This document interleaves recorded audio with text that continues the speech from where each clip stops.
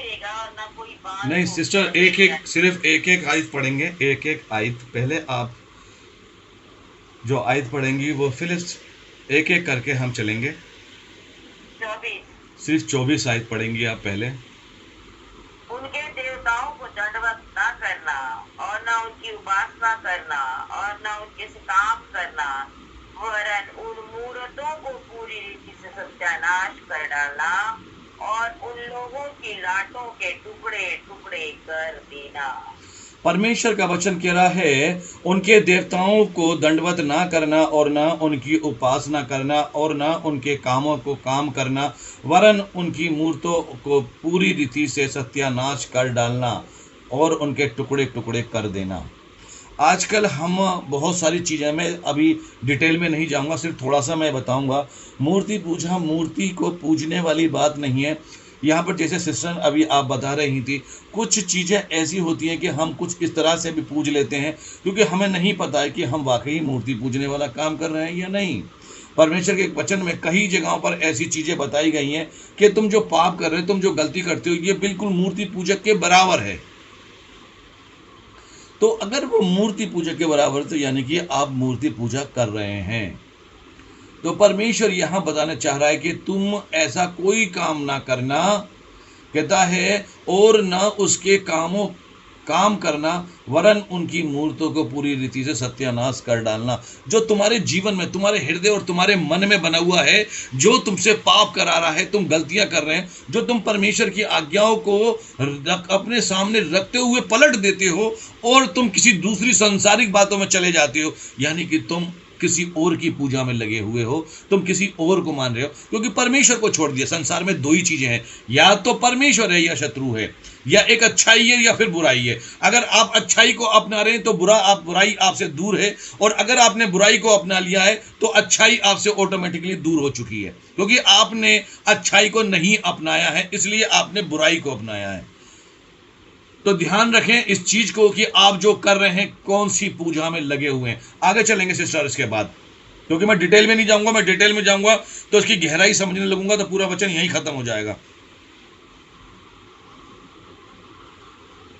और तुम अपने परमेश्वर यहोवा की उपासना करना, तब वह तेरे अन्न जल पर आशीष देगा और तेरे बीच में से रोग दूर करेगा। तब परमेश्वर कह रहा है, तब मैं क्या करूंगा? परमेश्वर आपसे कह रहा है, तू अपने परमेश्वर यहोवा की उपासना करना। यानी कि हम अपने यहोवा परमेश्वर की उपासना नहीं कर रहे, वो कह रहा है कि तू अपने यहोवा परमेश्वर की उपासना कर। हम कहीं गलत तो नहीं है? हम संसार की बातों में व्यस्त तो नहीं? हम संसार की बातों में तो नहीं फंसे हुए? शायद हम संसार की बातें, क्या परमेश्वर कहता है संसार की बातें मेरी हैं? जो तुम संसार की बातों में अपना वक्त गुजारते हो वो मैंने दी है। संसार, परमेश्वर कहता है जो संसार की बातों में मन लगाता है वो मेरा नहीं है।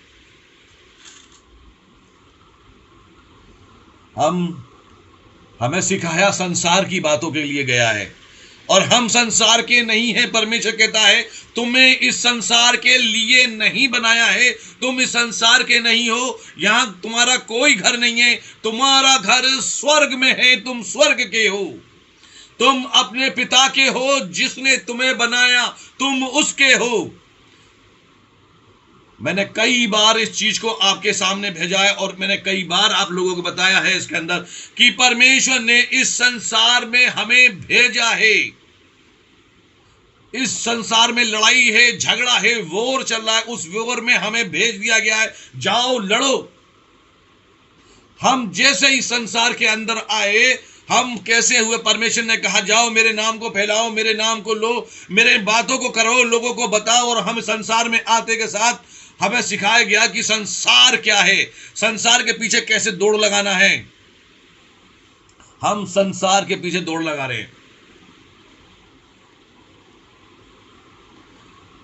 इसलिए परमेश्वर कह रहा है कि तुम्हें उपासना किसकी करनी चाहिए, क्योंकि वो देख रहा है, वो देख रहा है कि ये क्या करते हैं। जैसे अभी सिस्टर ने बताया, बिल्कुल उसी तरह से वो देखता है। पूरा दिन कहता है 12 घंटे चाबे होते हैं सुबह से शाम तक और रात के 12 घंटे हैं। कहता है तुम कितना वक्त मेरे को देते हो?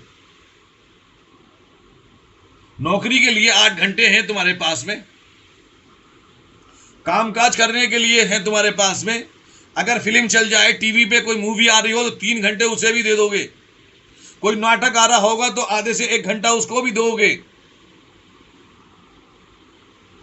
अगर तुम किसी रील को देखने के लिए बैठ गए, 1 मिनट के लिए देखने के लिए, अभी रुक जाओ सिर्फ, और मालूम पड़ा कि 1 घंटा निकल गया, 2 घंटे निकल गए। घर में अगर किसी को खाना बनाने के लिए कह दो कि खाना बनाना, कह देगा रुक जाओ भैया अभी अपने आप काम कर लो। क्या कर रहे हैं? कौन सा समय है हमारे पास में? फंसाया हुआ है किसी ने फंसा दिया है। इसीलिए परमेश्वर कहता है 25वीं आयत में, तू अपने परमेश्वर यहोवा की उपासना करना, तब वह तेरे अन्न जल पर आशीष देगा और तेरे बीच में से रोग को दूर करेगा। वो आज साफ लफ्जों में कह रहा है परमेश्वर का वचन कि वो तेरे शरीर से रोगों को दूर करने जा रहा है। हालेलुया! और वो तुम्हारे रोगों को दूर कर देगा। कहता है मैं तेरा पिता परमेश्वर हूं, मैं तेरा बाप हूं, मैंने तुझे पैदा कराए भेजा है, तो मैं ही छुड़ाने और बचाने वाला परमेश्वर हूं। लेकिन तू मेरी आज्ञाओं को मान और मेरे पीछे चल, तो मैं तेरे लिए अद्भुत काम करूंगा। उसका वायदा है कि हम जब उसके पीछे चलेंगे तो अद्भुत काम वो करेगा। उसका वचन कहता है मैं मनुष्य नहीं जो बोल के मुकर जाऊं, मैंने जो कहा है मैं करता हूं। मनुष्य है जो मुकर जाता है, और अपने वचनों में साफ लिख रहा, कहता है तू अपने परमेश्वर यहोवा की उपासना करना, तब वह तेरे लिए जल और आशीष देगा। कहता है तू अपने परमेश्वर यहोवा की उपासना करना, तब वे तेरे अन्न जल पर आशीष देगा। यानी कि तुम्हारे खाने पीने, राशन पे, हर चीज पे आशीष देगा। ऐसा कौन कहता है? परमेश्वर कहता है कि वो आशीष देगा और तेरे बीच में से रोगों को दूर करेगा। और क्या करेगा? तेरे बीच में से रोगों को निकाल के अलग कर देगा, दूर कर देगा। तेरे जीवन में कोई रोग होगा ही नहीं। हमारा परमेश्वर अद्भुत काम करने वाला है। अगर वचन को सुन रहे हो तो ग्रहण करना। परमेश्वर का आत्मा आज आपसे बातें कर रहा है और कह रहा है कि तेरे बीच से तेरी बीमारियों को, तेरी दुख को, तेरी तकलीफों को निकाल के बाहर कर दूंगा मैं। हमारा परमेश्वर ऐसा ही है। सिस्टर और आगे पढ़ दे जरा, 26 आयत।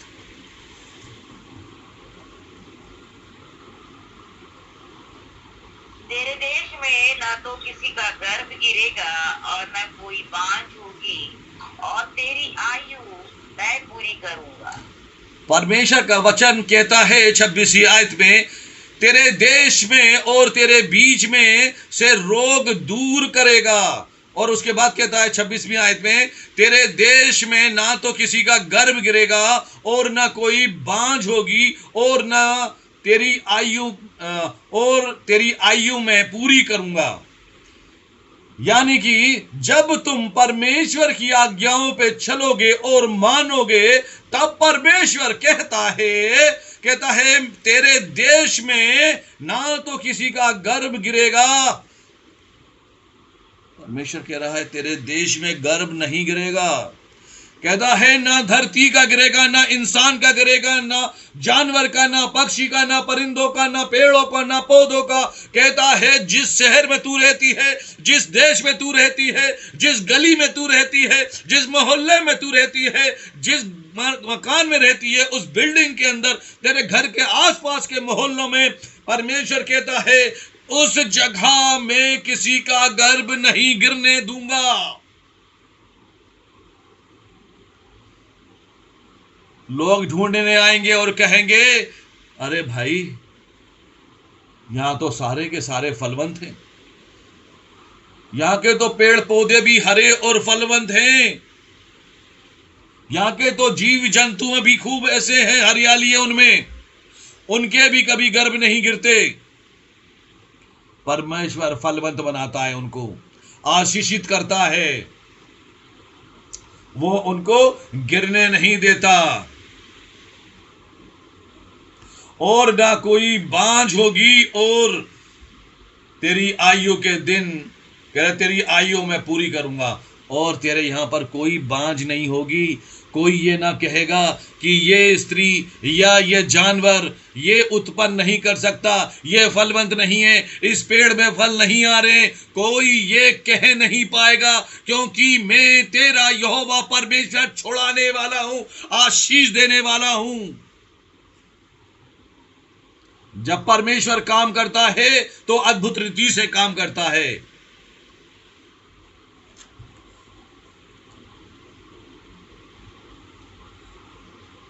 परमेश्वर तो देने को तैयार है, और वो दे भी रहा है, और वो मुकरता नहीं अपनी बातों से। परमेश्वर कह रहा ले लो,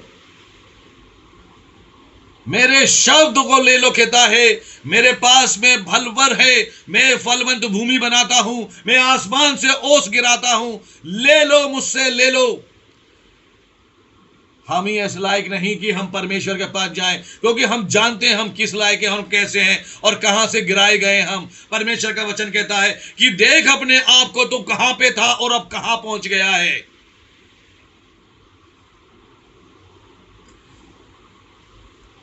हमें अपने आप को देखने की जरूरत है कि हम कहां थे और कहां आ गए। हम उस यहोवा को, परमेश्वर को समय देते ही कहां है? देते ही नहीं है। हमारे पास तो संसार के लिए समय है, लेकिन उसके लिए बिल्कुल समय नहीं है। सोचते हैं अभी तो चलो कोई बात नहीं, सरमन हो रहा है, अभी तो कोई बात नहीं है, गाने हो रहे हैं, कोई बात नहीं है।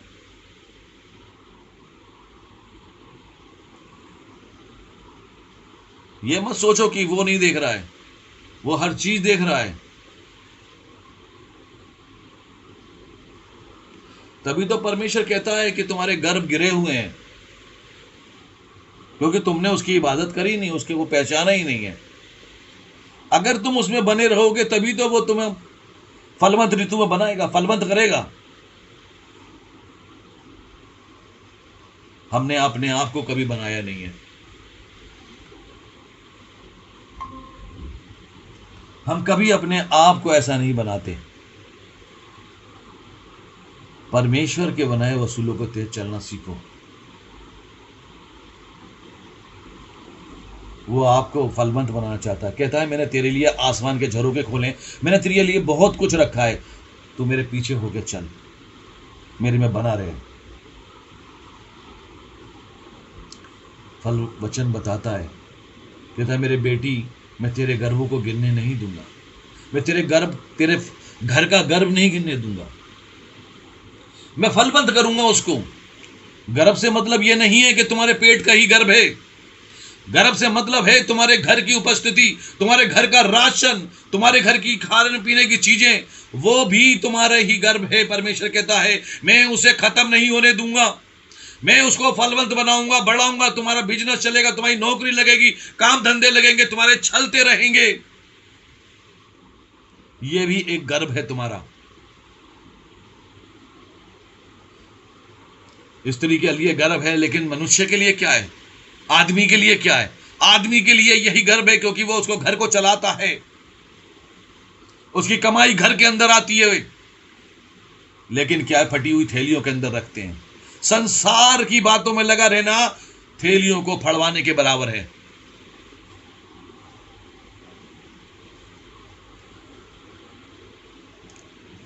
सिस्टर 27वीं आयत और पढ़ दीजिए एक बार।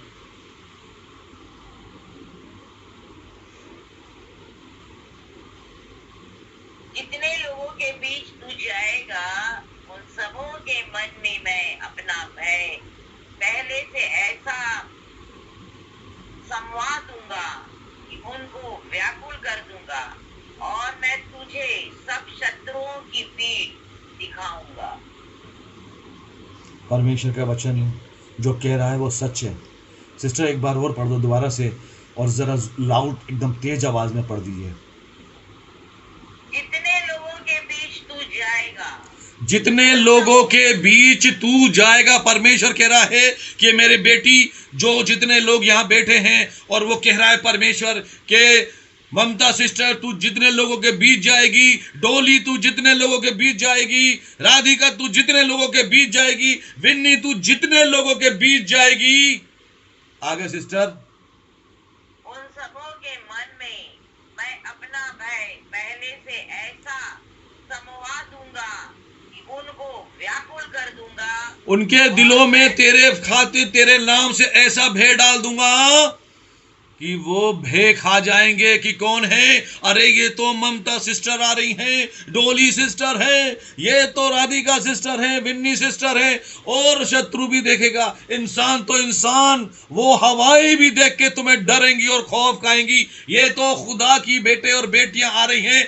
जिसके लिए परमेश्वर ने वचन नियुक्त करा है और बोल रहा है, और परमेश्वर ने कह दिया है, जितने लोगों के बीच तू जाएगा, उन सबों के मन में मैं अपना भय पहले से ऐसा समा दूंगा कि उनको व्याकुल कर दूंगा।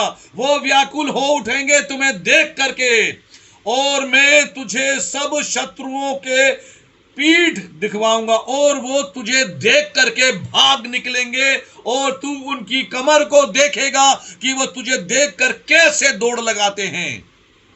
कोई ना टिकेगा तेरे सामने। यह जिंदा वचन है परमेश्वर को, जो तुमसे बातें कर रहा और कह रहा है कि मैं ये करके साबित करके दिखाऊंगा। आपको परमेश्वर के साथ चलने की आवश्यकता है, उसके साथ बात करने की आवश्यकता है। संसार की बातों पे मत अपना मन लगाओ। संसार की बातें कुछ नहीं देती। परमेश्वर का वचन कहता है, पत्थर पे पत्थर नहीं टिकेगा, बचेगा नहीं जो ढाया नहीं जाएगा। हर चीज खत्म हो जाएगी। छोटे छोटे से रोड़े पत्थर भी कह रहा है, सब ढा दिए जाएंगे। इस संसार पे मन लगाओगे, कुछ नहीं मिलेगा। परमेश्वर का वचन पे मन लगाओगे, स्वर्ग का राज्य तुम्हारा है। परमेश्वर कहता है, तुम इस संसार के नहीं हो, तुम उस पिता के हो जिसने तुम्हें बनाया है। हमें बनाने वाला परमेश्वर है, पिता है हमारा, हम उसकी औलादें हैं, और हम अपने आप को कमजोर समझते हैं। उस पर मन लगाना व्यर्थ और बेकार की बातें। घमंड करो कि तुम जीवते परमेश्वर के औलाद हो, उसके बच्चे हो। जो तुम कहते हो वो हो जाता है। परमेश्वर कहता है, मैंने अपना आत्मा तुझ में डाला है, मैंने तुझ में अपना आत्मा डाला है। परमेश्वर ने कहा कि मैंने आत्मा में आत्मा को डाला, मैंने मनुष्य को बनाया, आदम को बनाया। मैंने आदम की मोहब्बत में कहता है, मैंने उसके अंश से इतनी मोहब्बत और प्यार करी कि मैंने उसमें आत्मा, अपना आत्मा उड़ेल दिया। जो दुनिया को बनाने वाला है वो कहता है कि मैंने अपना आत्मा आदम में डाल दिया और उसे जीता प्राण बना दिया। परमात्मा ने अपनी आत्मा आदम में डाल दी। जब परमात्मा ने अपनी आत्मा आदम में डाल दी, तब वो ताकतवर और सामर्थ्य बन गया। परमेश्वर कहता है, जो मैंने करा अब तू भी कर सकता है। जो सामर्थ्य, जो ताकत मुझ में है, मेरी रूह तुझ में है, और तू भी कर सकता है। मैंने कहा रोशनी हो जाए, रोशनी हो गई। तू कहेगा तो भी हो जाएगा। अब तू जो बोलेगा वो होगा। अगर आप बोलोगे और कहोगे कि परमेश्वर के नाम से, यीशु के नाम से हो जाए, तो हो जाएगा, क्योंकि तुम में भी वही आत्मा है, तुम्हारे में भी परमात्मा की ही आत्मा है। जब बोलोगे तब हो जाएगा। लेकिन पवित्र आत्मा के द्वारा उसकी सामर्थ में चलना, मेरे बहन भाइयों, इस जुबान को कभी गंदा मत होने देना। वो तुम्हारे लिए अद्भुत काम करने जा रहा है। वो अद्भुत काम करने जा रहा है आपके लिए। तुम उसके द्वारा खरीदे गए हो, तुम उसकी औलाद, उसके बच्चे हो, तुम इस संसार के नहीं है। ये ध्यान रखना। धन्यवाद हो परमेश्वर का। समय मेरे ख्याल से बहुत ज़्यादा एक्स्ट्रा हो चुका है।